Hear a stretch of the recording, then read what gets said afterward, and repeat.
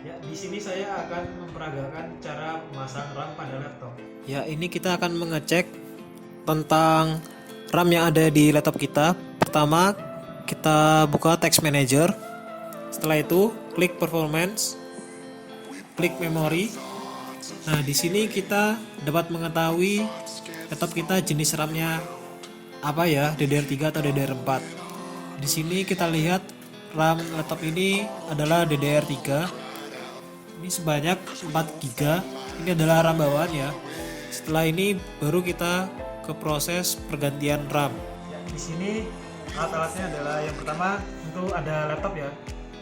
Laptop, terus obek dan RAM yang akan kita tambahkan ke dalam laptop. Ya, ini kita akan membuka RAM ya, RAM dari Vigen. Ini jumlahnya RAM-nya 4 GB. Ya, setelah itu kita pasangkan RAM pada soket yang ada. Kemudian ditekan ke bawah sampai bunyi.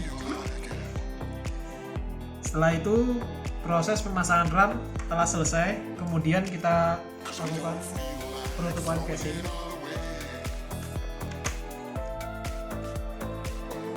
Lalu kita masukkan baut pada casing.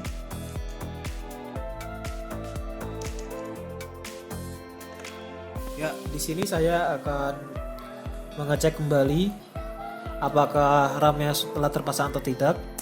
Kita buka lagi Text Manager. Di sini kita akan melihat RAM yang ada di laptop kita sudah berubah, jadi dari 4 GB menjadi 8 GB. Hal ini membuktikan proses pemasangan RAM telah selesai dilakukan. Oke, sekian dari saya. Wassalamualaikum warahmatullahi wabarakatuh.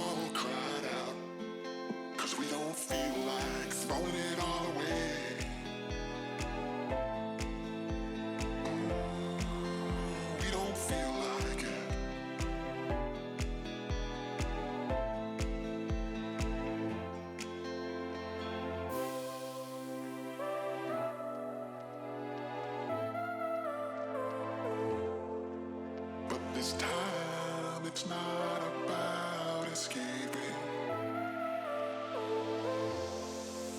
We don't feel like it.